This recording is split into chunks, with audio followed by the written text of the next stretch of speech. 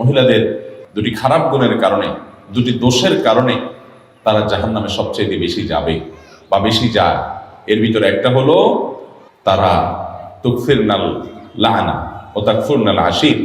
তিনি বলেছেন তোমরা মহিলারা বেশি বেশি করে লানত দাও, অভিশাপ দাও। এটা একটা রোগ।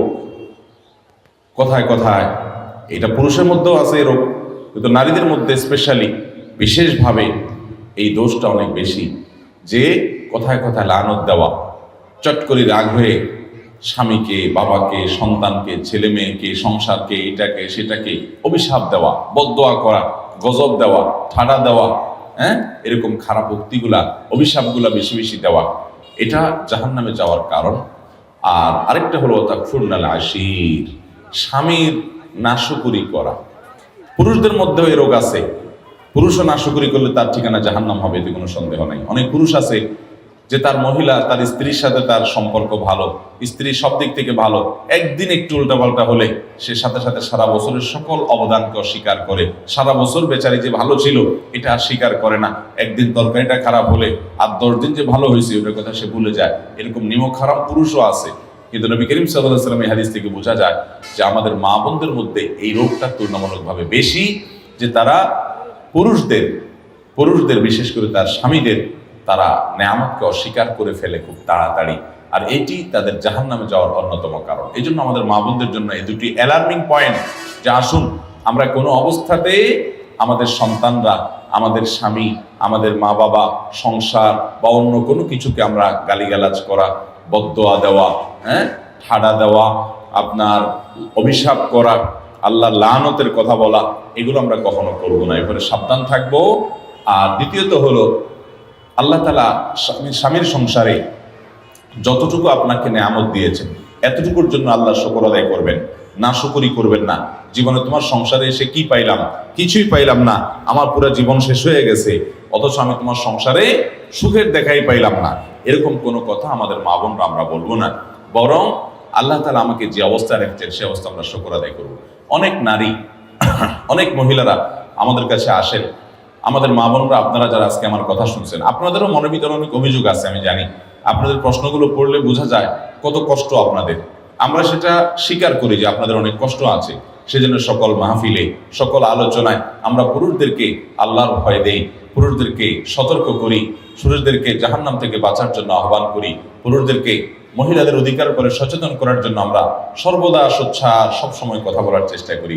কিন্তু আপনাদেরকে আজকে আমি পেয়েছি, আপনাদেরকে আমি বলতে চাই, আমার প্রিয় মা বোনেরা, ধরুন আপনার স্বামীটা অমানুষ, ধরুন আপনার শ্বশুরটা খারাপ মানুষ, ধরুন আপনার শাশুড়ি আপনার প্রতি জুলুম করে, ধরুন আপনার সংসারে আপনি সুখী না, কষ্টে আছেন। তো এই জন্য আপনি হাহুতাশ করে, এর জন্য আপনি অস্থির হয়ে, এর জন্য আপনি নিজের সুখকে নষ্ট করে দিয়ে বেসবর হয়ে আপনার কোনো লাভ হবে না। আমার প্রিয় মা, প্রিয় বোন, আপনি বরং সবর করলে কি হবে জানেন? আল্লাহ কোরআনে বলেছেন, ইন্নামা ইউওয়াফাস সাবিরুনা আজরাহুম বিগাইরি হিসাব। যারা ধৈর্যশীল হবে, যারা সবর করবে, দুনিয়ার বিভিন্ন কষ্ট, দুঃখ, মুসিবত, এগুলোকে আল্লাহর দিকে তাকিয়ে যে সবর করলে আল্লাহ তাআলা সওয়াব দেন, জান্নাত দেন, আল্লাহ খুশি হন। আল্লাহ বলেছেন, ইন্নাল্লাহা মাআস সাবিরিন, আল্লাহ ধৈর্যশীলদের সাথে থাকেন। আল্লাহ বলেছেন, আল্লাহ ইউহিব্বুস সাবিরিন, তিনি ধৈর্যশীলদের পছন্দ করেন, ভালোবাসেন। ধৈর্যশীলদেরকে এত মর্যাদা আল্লাহ দিয়েছেন।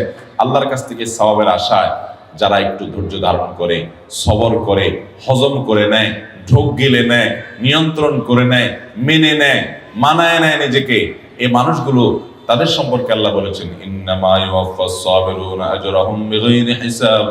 ধৈর্যশীলদের বিনিময় আল্লাহ রাব্বুল আলামিন হিসাব ছাড়া দিবেন। কোনো হিসাব করে আপনাদেরকে দিবেন না।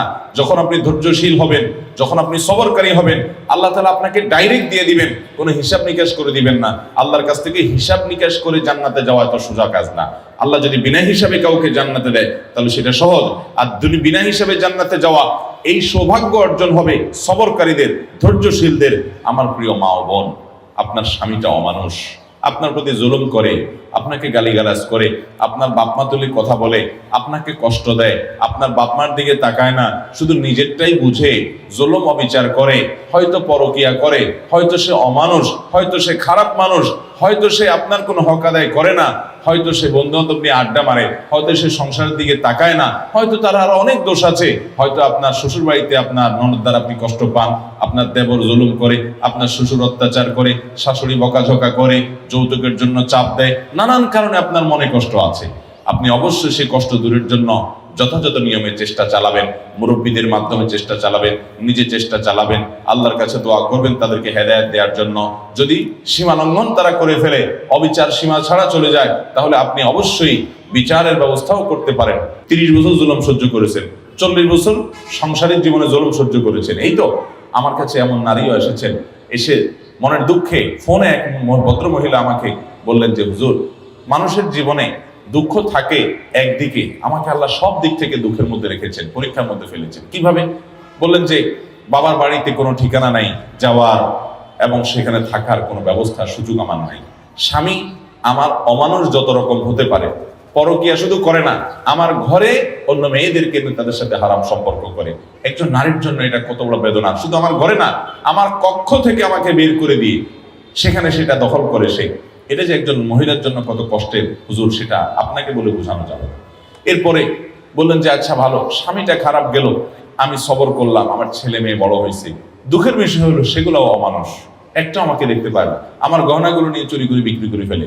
ওরা দেশে বাইরে থাকে, ওদের টাকা পয়সার অভাব নাই, কিন্তু আমাকে মা হিসাবে তারা স্বীকৃতি পর্যন্ত দেয় না। এরকম স্বামী অমানুষ, সন্তানরাও অমানুষ, বাবার বাড়িতেও যাওয়ার জায়গা নাই, এরকম একটা জনম দুঃখী মানুষ আরেকটা আছে কিনা সমাজে আমি জানি না। ভদ্র মহিলা মনের দুঃখ আমাকে কথাগুলো বলতেছিলেন। ভাইরা আমার, আমি তাকেও বলেছি, বোন, আমি আপনার কষ্ট বুঝতে পেরেছি। আল্লাহ তাআলা আপনাকে ধরুন জনম দুঃখী করলেন, চিরদুঃখী করলেন, কোনো দিক থেকে আপনার সুখ হলো না।